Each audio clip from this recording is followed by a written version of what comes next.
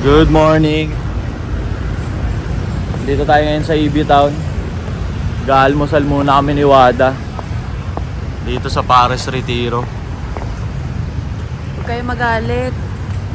Ano huwag magalit? Huwag kayo magalit na palagi kami kumakain. Oo, mad to. Pag nakita nyo kami kumain, hindi na kami kumakain ulit. Si ano, Michael Tedoso.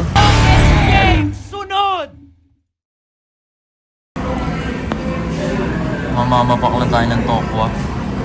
Si Wada may Pares tsaka may sisling. Andyan lahat.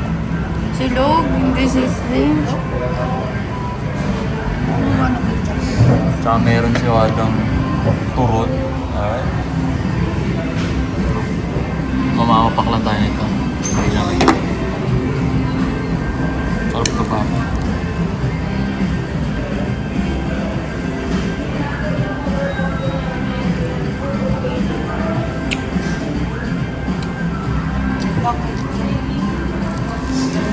Pizza lang kami.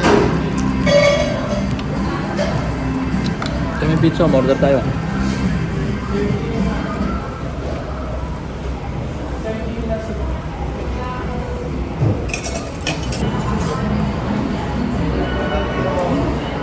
Tapos naman.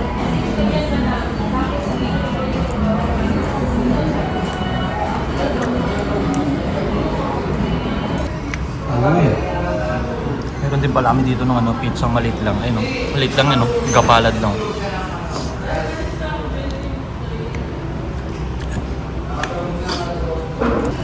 May nag-comment be, sabi. Yung above mo na pinagmamalaki mo, never namin nakitang naglabat magluto. Pera kasi yung kinakalkal ko, hindi hugasan, mga ganon. yung mga skills na yon, parehas namin kaya yon. Parehas namin kaya yon, kaya nga sabi ko sa kanya, rumatrat na lang tayo, diba? Saka hindi naman all the time. I-video ko na naglilinis ako, parang Yo! Sabi ko, rumatrat na lang tayo. O, para kakain tayo sa masarap. Ako, masarap ako magluto. Masarap ako magluto, girl. O, sarap din siya magluto. Pero yung kasi, kumbaga, sa grind set mindset kasi, ang binavalue na namin dito yung oras. So, kakain na lang kami. O, tapos proceed na kami. Tsaka wala bang bago doon? Given na yun yung mga ganong skills. Oo, bare minimum yun. Ako kaya ko yun, siya kaya niya yun. Tanong kung kaya mo ba mag-ambag? Yun ang hindi usual yung sa babae na kapag ambag sa mesa. Malaking ambag. Kanya to. Wala siyang, lahat ng meron siya, kanya lahat yan. Pinagtrabahuan niya yan, niratrat niya yan. Walang galing sa akin. Ganun siya kalupit. Alright, kung siya nga kaya niya, nagagawa niya, babae siya. Babae lang siya. Paano ka pang lalaki? Dapat tayo mga lalaki, dapat mas malupit tayo sa kanila. Alright. Start mo ng init. Nandito na ulit tayo ngayon sa bahay. Bali, oras natin ngayon. Ayan, alas 11 ng tanghali. Nag-ano lang sa Wada na lang kung ano-ano man. Tatakbo tayo ng Quezon City ngayon. Gawa ng, sasamahan natin siya. Bibili siya ng gulong. Wow. Habang inaantay natin siya, gawa muna tayo ng mga reels natin, syempre. Si Wada may hawak ng camera. Time check, 11. 12:30. Takbo na tayo ng Quezon City muna. Samahan natin si Wada. Bibili siya ng kanyang gulong. Andito na kami ngayon sa Mad Trucks, kung saan rumirekta ng gulong.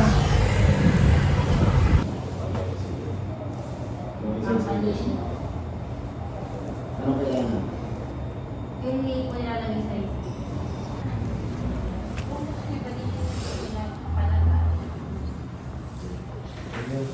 Girl, nalagang sa bag mo, girl.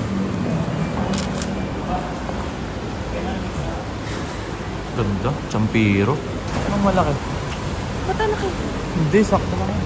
Sakto lang yan. Ang laki. Hindi malaki, gagi. Ganyan talaga yung gulong na nakasalpak sa'yo. Pang pick up yan eh. Baliw. Sa'yo ay pang pick up. I mean, pang SUV yan eh. baliw. Ang sedan ba yan? Oo. Sobrang laki, sobrang taas. Pareho naman sir. Ba- Pareho, 36 weeks. Di bossing. Bago pa naman.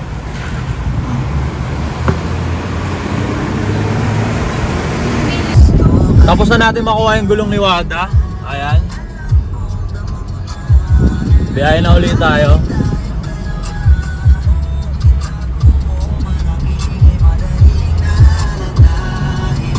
Civic pa more.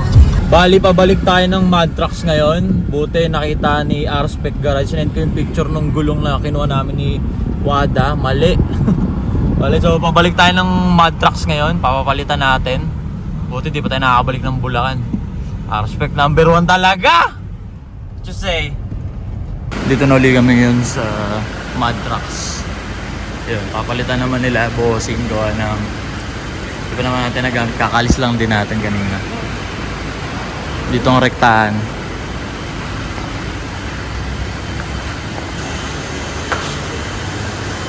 Wala pang ano yan, 4 holes yan eh, 5 holes yung sayo eh.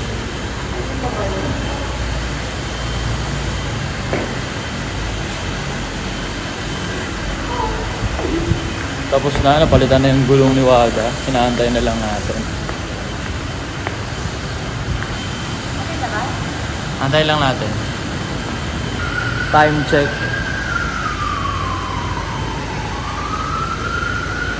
Hindi mo makita eh. Plus 4. 3. 3:20.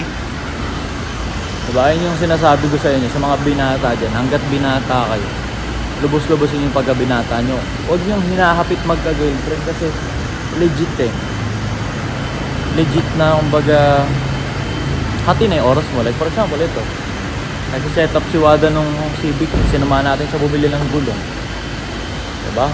Kain na yung maghapon natin nun. Diba kinain na yung maghapon natin? Akin yun. Tayo nito boss kaysa sa na. Oo, mas maganda nga daw tindig niyan. Saan mo lalagay ito boss? 2019 na Civic. Saan yan? Tropa. Naganda na plastic. Tapos na tayo dito sa mud trucks par. Ayan. Tapos nilibre ako ni Wada ng busina. Eee! Yeah. Balik na tayo sa Bulacan. Diyan ako nag-aabang ng ano dati o Santrans. Biyaheng Espalay. Santrans, biyaheng Espalay. Yung mga Santrans na galing Divisoria. Hinto yan dyan. Oh. Sasakay ako dyan. Tapos hanggang Marilao. Hanggang Muson, nakatayo. Okay nang ina. Ayun ang mga may-ari ng lupa. No? Ang kulay blue. Onting update lang. Andito na tayo sa pa-Fairview na to. Punta muna tayo dun sa minahan natin ng ginto. Time check, alas 4 ng hapon. Wow, ang taas ng building. Wow, wow, wow. Diyan ako nakikipag-meet up dati. Fairview Terrace sa may 7-Eleven. Meet up, swap ad ng cellphone. Tiyempo, pagbaba yung kaswap, ang sarap tubuan eh. Hahanapan mo ng mga kunyaring sira yung cellphone niya.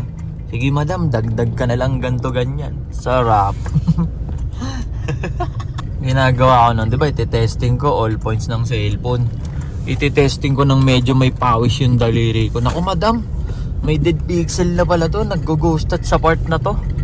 Okay lang naman sa akin, kukunin ko pa rin to. Pero kahit dagdagan lang siguro onti madam. Wow, wow, wow. Andito na ulit tayo sa minahan natin ng ginto. Yung triple block. Oh, okay. Tapos, ito yung nilagyan ko ng gloss. Eto, anong ano natin dito? Pwede ba yung red pot yung ilalim? Pwede naman, kasi may hirapan tayo kasi plastic. Okay yung black, white no? Eto, hindi na to mag-ano. 1 week bossing. Ano tayo, absorb? O observe mo kahit laban mo. Pinag-itab ko kasi may technique ako nila. Ito. Solid ito na. Yung pagkakain boss niya. Okay nga itong black tsaka itong white. Ito. Yung kahit 14 kg. Gusto mo mabuka na sa fan? Sabi. gusto mo, balitaan mo na lang ako. Sige, bossing. Observe ko to. Alright. 1 week. Tapos na tayo dito sa Milango lang din to. Bossing! Pa-picture kayo yung dalawa na. Alright. Pamangkin ko. Bossing go. No problem yun, bossing. Tapos na tayo dun sa minahan natin ng ginto. Pabalik na tayo ng area E. Dito tayo ngayon sa Muson. Muson ba to, girl? Muson to, di ba? Harmony. Harmony. Dito tayo ngayon sa Harmony. Pero pabahay Muson to? Hindi. Hindi. Harmony to, hindi to pa bahay. Anong sakop nito, Marilao? Kasal. Andito na ulit tayo ngayon sa bahay. Sa Ate Ilaw.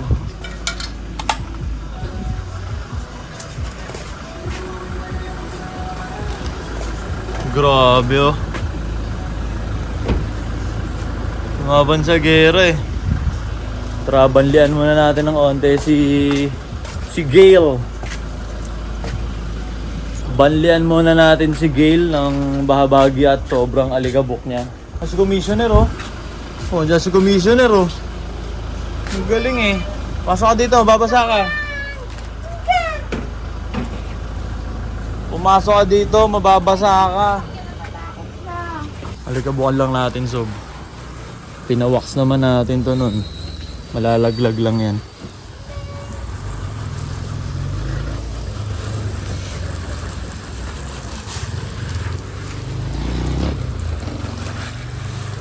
Yan no.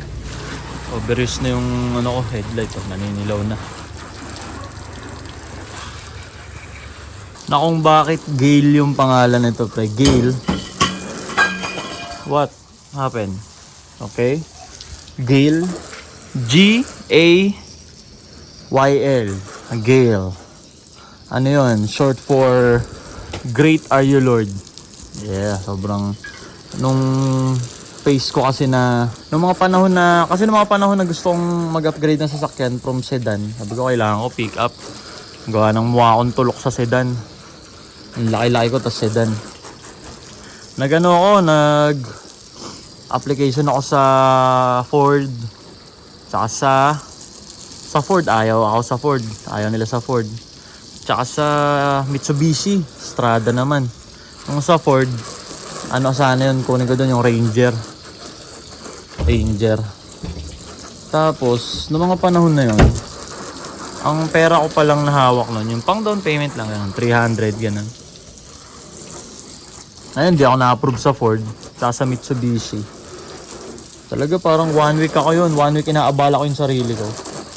Para lang asikasuhin yung pagkuha ng pick-up. Diba? Tapos yun yung plano ko. Ford na pick-up o kaya Mitsubishi na pick-up. Diba? Hanggang sa sobrang bigat na nangyayari. Na-stress na ako. Hanggang sa napagtanto ko.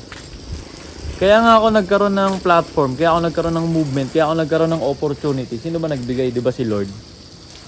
Tapos yung pagkuha ng sasakyan, pinipilit kong solohin sa pamamaraan ko. Diba? Parang ako nang bahala, ako na maglalakad. Gano'n, nalimutan ko ng mangusap sa kanya. Kunin yung approval niya kung para sa pick up ba ako talaga ng Ford or para sa pick up ba ako na Mitsubishi. Diba? Ang binigay niya sa akin, ito Toyota. Grabe, yung 1 week na sobrang hirap kong makakuha pa-approve. Ito, parang 30 minutes lang to. 30 minutes. Approve. Dineliver pa sa akin. Diba? Tapos nung panahon na dineliver sa akin to, hindi lang ako basta pang down payment yung pera. May sobra pa akong pera pang lift, pang mags, pang gulong. Nakapagpa-autobots pa ako. Isa sa mga pangarap ko yun. Sabi ko pag nagka-SUV or pick up, kailangan may sticker ng autobots. Kumbaga, akala kasi natin solid na yung plano natin. Diba? Pero mas solid pala yung plano sa atin ni Lord. Diba? Gusto ko lang pick up. Binigay sa akin pick up na naka-setup. Pucha. Mamaw. Kaya Gail, great are you Lord. Hindi ko alam kung natanggal ba yung alikabok. Ayun kasi naka-wax yan eh. So that matatanggal lang yung mga alikabok. Ayun, parang ano, parang alam mo yung dahon ng gabi. Ayun, dinidigatan ng tubig. Tara, samahan nyo ako. Pupunta muna tayo sa Pangit Lives Matter Headquarters. Maga pa naman. Oras natin. Ang lalaging blurred yung hype na yun. Ano? 7:25. Tara. Nandito na ulit tayo ngayon sa Pangit Lives Matter HQ. Tsaka kung makikita nyo, siksik-liglig na yan. Nakapag-restock na tayo. Ng mga t-shirt, syempre. Woohoo! Dami, apaw-apaw oh. Tapos may niluluto ako ngayon na 2,500 pieces. Wow! Tsaka yan, safety yan, syempre. Mga check-out. Ano, tara? Yung sa hoodie rin pala, medyo sa tingin ko nakuha na natin yung tamang timpla nung pintura na gagamitin. Galing tayo doon kanina sa minahan natin ng ginto. So, nagkamali tayo sa ano pagpili nung pintura before. So, sa tingin ko tama na. Check natin, observe pa natin. Alright. Bestseller. Ito, bestseller ko. Ayan, lagi kong suot. Pang! Yung ano, sabi sa Facebook, ginaya ko daw sa ganito. Ginaya. NFL yan. Ngayon, kami mga local brand, ginaya namin. Diba? Yung matanda na yun naman, nasa Shutterstock yun. Binibili yun sa Shutterstock. Binibili. Right? Binili ko yun. Yo, bossing! Happy New Year! Happy New Year! Happy Valentine! Yeah! Yan, napag-restock tayo. Tara, proceed muna tayo. At andito na ulit tayo ngayon sa huling parte ng ating daily vlog. Kung mapapansin nyo, hindi lahat ng video natin sa araw-araw umiikot sa aspect ng pagpapapera. Kagaya nung nangyari ngayong araw. Ito, isa to sa mga natutunan ko. Isa to sa mga pagkakamali ko noong 2021, 2022, 2023, 2024 na buong akala ko yung grindset mindset umiikot lang siya sa mga bagay na pagpapapera hanggang sa nalimutan ko na yung 4 pang aspect. Hindi rin ako naging masaya matapos kong magkaroon ng pera, tapos nawala lang din kasi nga hindi naging balanse. Diba, kung mapapansin nyo, umikot yung buong araw natin ngayon patungkol sa pagmamahal. Right? Pagmamahal. Umaga, nag-almusal kami ni Wada. Bilang siya yung aking kapareha. Bilang siya yung aking partner dito sa journey namin sa pagtagos ng mas higher form pa ng comfort. Alright? Sinamahan ko siya dun sa mga kailangan niyang i-accomplish patungkol dun sa first car niya. Diba? Tapos ako, especially ako yung nagbe-benefit. Kung mapapansin nyo, parang ang dami-dami kong ginagawa sa araw-araw. Diba? Parang ang dami-daming ginagawa nitong gago na to, diba? Ang nangyayari doon, sa kada may ginagawa ako, pinipilit kong may gawin. Kasi isa sa mga naging pagkakamali ko noong 2023, 2024, majority ng oras ko naubos. Majority ng oras ko naubos sa nakahiga ako or nakaupo habang nag-i-scroll. So, tinry kong i-add up. Sa isang araw, ilang oras ako nag-i-scroll sa TikTok, sa Facebook Reels. Diba? Ilang oras yun nasasayang ko sa isang taon. Tinry kong i-add up. Nakakakilabot eh. So, ako ngayon, ang ginagawa ko, pinipilit kong may gawin.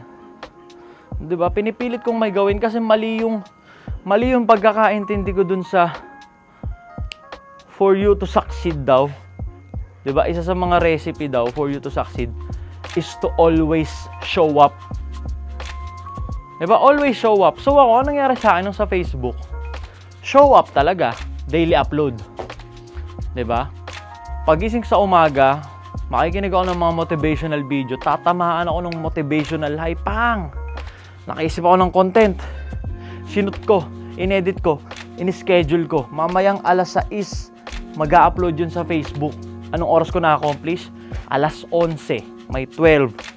1, 2, 3, 4, 5. May 6 hours pa ako. Anong ginagawa ko nung 6 hours? Wala nang kapararakan. It's either nag-i-scroll ako sa TikTok, or tulog, or naglalaro, or nakatambay. Diba? Kasi, ayun o, may ano na ako, may entry na ako dun sa always show up. Diba? Walang nangyari. Mali pala, hindi pala always show up. Diba? Sablay pala yung always show up concept. Alam mas okay? Ito, na-conceptualize ko lang sa utak ko. Imbis na always show up, diba? Create your own show every day. Create your own show every day. Kasi yung always show up, nag-show up ka lang sa kung kaninong kwento. Diba? Parang ano ka lang, parang side bet ka lang. Nag-show up ka lang, nag-cameo ka lang. Parang si Stanley. Diba? Sa kada episode ng Marvel, andun siya eh. Sa kahit anong palabas ng Marvel, lumalabas si Stanley, nag-show up siya dun. Parang, hindi pala siya sapat. Kung gusto mong pagharian yung sarili mong mundo, create your own show every day. Diba? Don't just show up. Alright? Create your own show every day. Diba? Yung kada araw mo, gawin mo siyang reality show ng mismong kwento mo, ng buhay mo, ano yung ganun yung ginagawa ko ngayon. Diba? Pagkagising ko, binibidyo ko. Tapos nag-iisip ako ng gagawin na may kapararakan. Diba? It's either pagpapapera yan or saklaw niyan yung ibang department ng buhay ko. Love, self-care. Sinusubukan nating mag-bulk, diba? Diba? Ayun yung nasa utak ko. Don't show up. Don't just show up. Create your own show every day.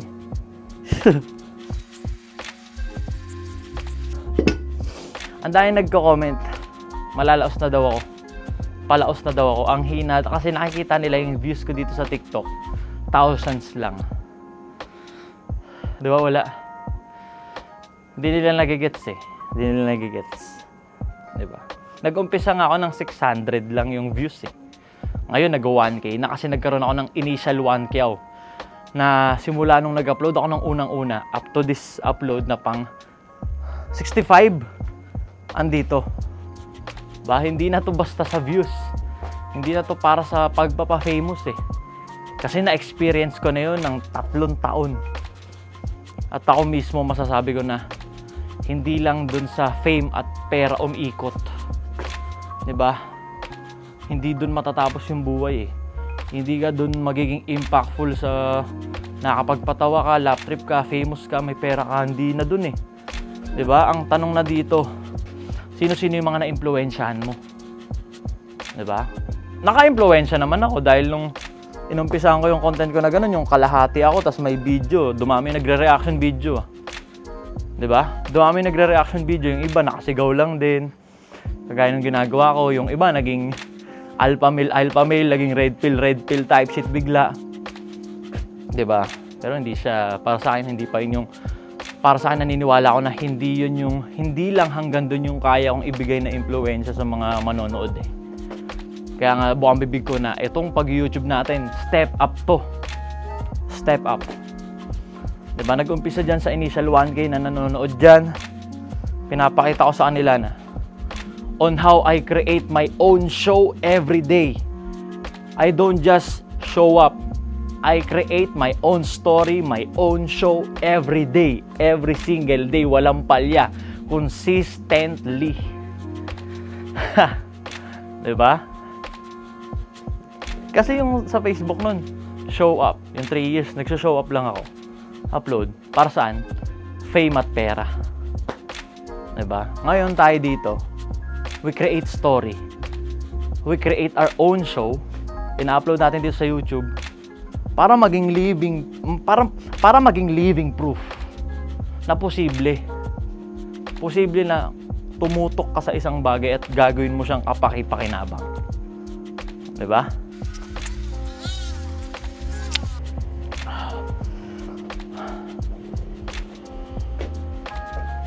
'Di ba?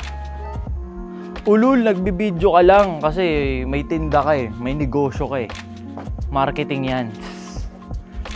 Ang daming successful na negosyante na hindi naman vlogger yung may-ari. Ang daming successful na negosyo ng pagtitinda nang hindi naman vlogger yung mga may-ari, nang hindi naman nag-boom dahil meron silang social media appearances, 'di ba? Majority pa nga, once maging successful yung negosyo, tsaka lang sila lumilitaw sa camera. Tsaka lang sila nag-video to inspire. 'Di ba ngayon tayo, ang sinusubukan nating gawin na pinapakita natin na posible pala na yung hindi naman ano bang tawag dito? Hindi naman matalino sa school. Patulotolongges, nag-umpisa sa imaheng ogag-ogag at walang ibang ginawa kundi mangupal sa internet, nagpo-put up at nagpapagana ng isang traditional na pagtitinda. 'Di ba? Para makita niyo posible. 'Di ba? Tsaka kahit hindi ako mag-vlog, 'di ba? Meron na ako ng knowledge, meron na ako ng mga method para paano ko ibebenta yung mga paninda ko kahit hindi ako mag-video. Pero binibidyo ko nga, 'di ba? Kasi hindi na to basta sa fame lang, sa kikitain lang, hindi na to basta doon. It's all about kung sino-sino yung mga mai-impluwensyahan ko base dito sa pinaggagawa ko. 'Di ba? Hindi naman sa pagmamayabang, pero nung sinimulan ko tong daily dito sa YouTube, ayoko mag-drop name. Pero alam nila kung sino 'yan. Mga nandyan din sa industry. Mga nagsipag daily upload na rin dito sa YouTube. Kilala nila kung sino sila. Diba? Ako natutuwa ako kasi ultimo yung mga tagos na tao na nakatagos na nahahawa sa mga pinaggagawa ko. Di ba?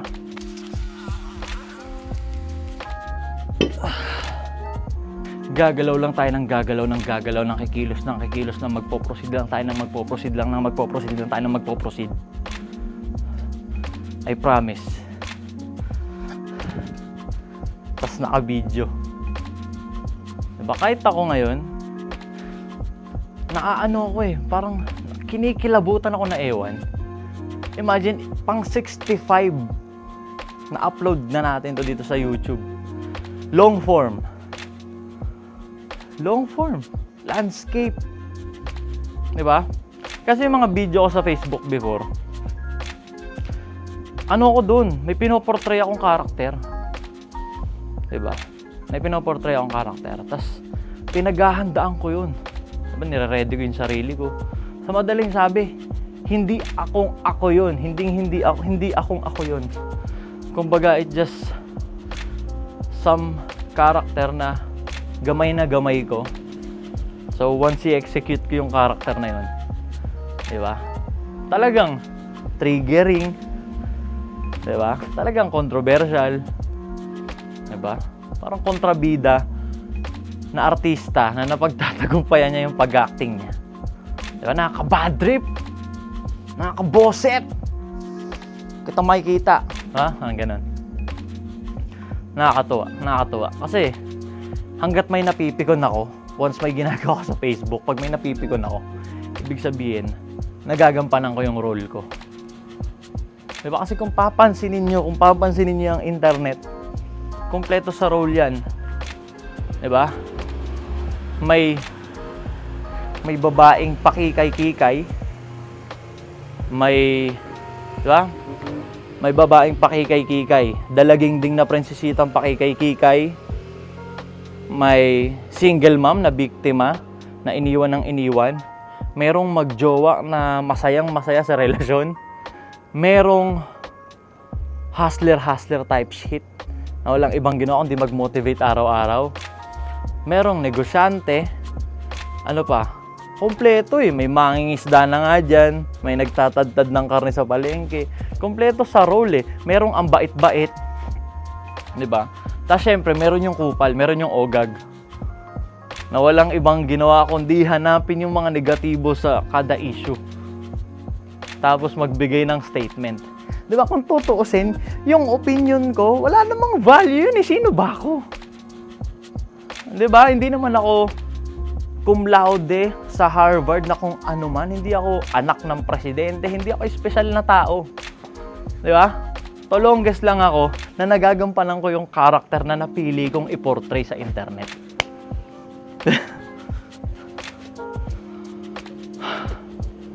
Kaya nga nung naumpisa natin tong YouTube na to, natuwa rin ako. Kasi wala nang pretension. Wala nang pretension. Ako na, spontaneous freestyle. Ano yung nangyayari sa akin araw-araw? Ako na to. Kaya hindi ako nakakaramdam ng pagod eh. Di ba? Kasi wala akong bagay na hindi ko gusto na ginagawa ko. Di ba? Sa tingin nyo,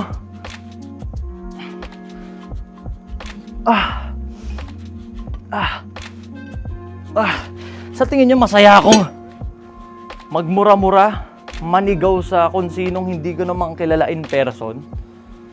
Diba? Hindi.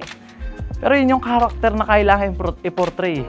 Kasi yung palabas kung walang kontrabida, masaya ba yun? Yung superhero, magiging bida ba kung walang villain na kalaban? Diba? Mahalaga yung role namin para maging maganda yung kwento. Diba? Ngayon, ako kaya enjoy ko tong YouTube journey na to kasi wala nang pretension, wala nang karakter na pinoportray. Ako na to in every aspect, in every department. Wala akong ginagawa kundi mag-proceed, gumalaw ng gumalaw, kumilos ng kumilos, tas binibidyo ko kasi I don't just show up.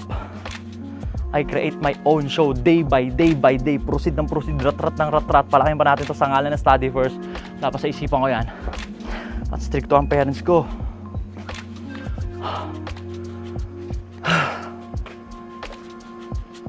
Bakit pa kami sa paningin nyo? Alright? Andito na kami sa YouTube at wala nang makakapigil, wala nang makakaawat doon. Kumuunti yung nagko-comment ng done report. Kumuunti yung mga kaibigan nating tulok dyan sa Nagbalik 1K lang ulit yung views natin, yung initial 1K. Nagsi 6K tayo nakaraan. Anyway, wala nang, di na natin sila, pwede nating asarin yan. Kayang-kaya ulit natin paiyakin yan mga yan eh. Diba? Pero, wag na. Too much negative energy.